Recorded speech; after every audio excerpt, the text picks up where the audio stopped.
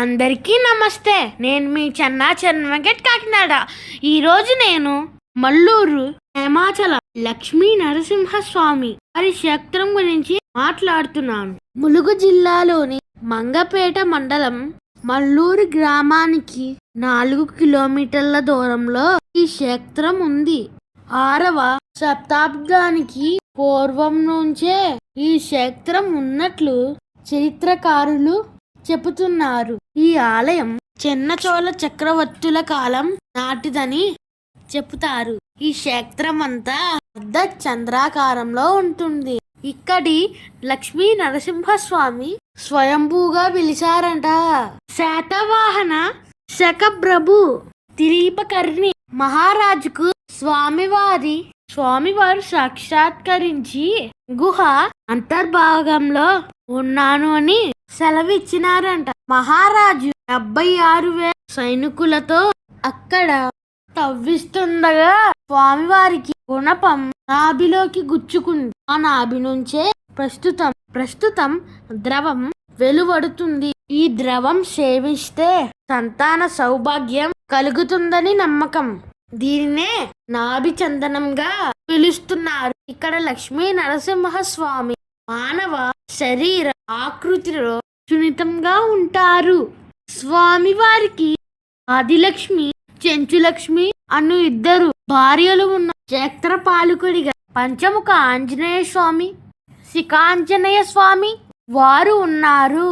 క్షేత్రానికి పశ్చిమాన వేణుగోపాల స్వామి, తూర్పు భాగంలో కోనేరు, దక్షిణాన నార నరసింహ క్షేత్రాలు ఉన్నాయి.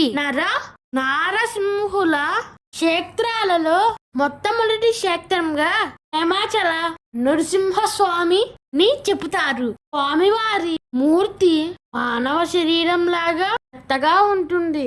స్వామివారి మూర్తిని ఎక్కడ నొక్కి చూసినా మెత్తగా మానవ శరీరం లాగా అనిపిస్తుంది అట. స్వామివారి ఛాతి మీద రోమాలు దర్శనమిస్తాయి. స్వామివారి బొడ్డు భాగంలో చిన్న రంధ్రము ఉంటుంది. దీని నుంచి ఓ ద్రవం విడుదలవుతుంది. దీనిని అదుపు చెయ్యడానికి స్వామివారి ఆ రంధ్ర భాగంలో మంచి గంధాన్ని ఉంచుతారు. పూర్వకాలంలో ఈ మూర్తి వెలికి తీసే క్రమంలో స్వామివారి మూర్తి మీద రంధ్రం పడిందంట. ఆనాటి నుంచి ఆ రంధ్రం నుంచి ఓ ద్రవం కారుతుందని ఇక్కడ స్థల పురాణాలు చెబుతున్నాయి. స్వామివారి ఆ రంధ్రంలో ఉంచిన మంచి గంధాన్ని భక్తులకు ప్రసాదంగా ఇస్తారు. ఈ మల్లూరులో ఉన్న శ్రీ హేమాచల నరసింహ క్షేత్రంలో ఉన్న ప్రత్యేక ఆకర్షణ ఇక్కడ ఉన్న చింతామణి జలపాతం. దట్టమైన అడవిలో కొండల పైనుంచి వస్తున్న ఈ జలధారను చింతామణి జలపాతం అని చెబుతారు. జలపాతంలో భక్తులు భక్తి స్నానాలు, జలధార విశేషమైన ఔషధ గుణాలు కలిగినదని, దీనిని సేవిస్తే సమస్త రోగాలు మాయమవుతాయని భక్తులు ప్రగాఢంగా నమ్ముతారు. దీనికి సమీపంలోనే మరో చిన్న జలపాతం ఉన్నది. చింతామణి జలపాతానికి సమీపంలో మహాలక్ష్మీదేవి పురాతన మందిరం ఉంది. హేమాచల నృసింహ క్షేత్రంలో ఇతర దేవతా మందిరాలు కూడా ఉన్నాయి. ఈ దివ్యాలయం ప్రాంగణంలో ఆంజనేయ స్వామి, నవగ్రహ మండపం, మహాలక్ష్మి, గోదాదేవి మందిరాలు కూడా ఉన్నాయి. ఈ దివ్యాలయాల సందర్శనం పూర్వ జన్మల పుణ్యఫలంగా భక్తులు భావిస్తారు. క్షేత్రంలో ఏటా వైశాఖ శుద్ధ పౌర్ణమికి స్వామివారి అత్యంత ఘనంగా బ్రహ్మోత్సవాలు నిర్వహిస్తున్నారు. ఈ ఆలయానికి సుమారు 2 కిలోమీటర్ల దూరంలో దట్టమైన అడవిలో శిఖాంజనేయ స్వామి మందిరం ఉంది.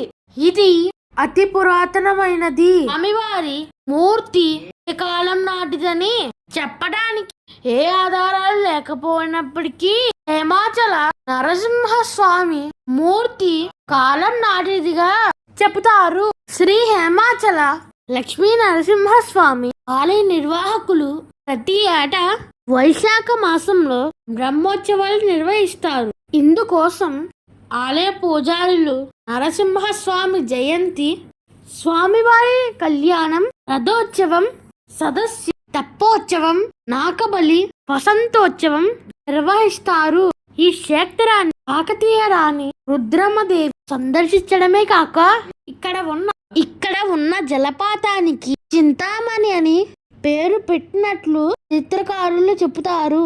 ఓరుగల్లు రాజధానిగా పరిపాలన సాగించిన కాకతీయ రాజులు ఏలుబడిలోనే హేమాచల క్షేత్ర ప్రాంతం ఉండేది. ఈ ప్రాంతంలో కోనగన్నారెడ్డి నేతృత్వంలో సైనిక స్థావరం నిర్వహించినట్లు ఆనవాళ్లు ఉన్నాయి. ఈ గొట్ట శిఖరంపై కాకతీయ రాజులు కోనేరు, అర్ధమండపం, గుర్రపశాలలు, రాక్షస గుహలు నిర్మించి శత్రు రాజ్యాలతో యుద్ధాలు చేశారు అని చెబుతారు. గోదావరికి కేవలం కోసు దూరంలో ఈ క్షేత్రం ఉన్నది. గోదావరి అవతలి వైపు నుంచి కాకతీయ రాజ్యం వైపు దూసుకు వచ్చే శత్రు సైన్యాలను గుర్తించడానికి దర్పణం ద్వారా చూసేవారు అని తెలుస్తుంది. యుద్ధ కాలంలో రక్షణ కోసం రాణి రుద్రమ్మదేవి సహా ప్రధాన సైన్యాధిపతులు ఇక్కడ కోటలో విడిది చేసేవారు. కాకతీయుల పాలన తర్వాత ముస్లిం రాజుల దండయాత్రలు పెరిగిన క్రమంలో 15వ శతాబ్దంలో గజనీ మహమ్మద్ ఈ ఆలయాన్ని దర్శించినట్లు చరిత్రకారులు చెబుతున్నారు. 1000 స్తంభాలు గుడి, రామప్ప, కోటగుల్ల లాంటి దేవాలయాలను ధ్వంసం చేసిన గజనీ మహమ్మద్ సైన్యాలు హేమాచల క్షేత్రాన్ని మాత్రం ముట్టుకోలేదు. పైగా బంగారు బిస్కెట్లు ఆలయానికి కానుకలుగా సమర్పించినట్లు చెబుతున్నారు.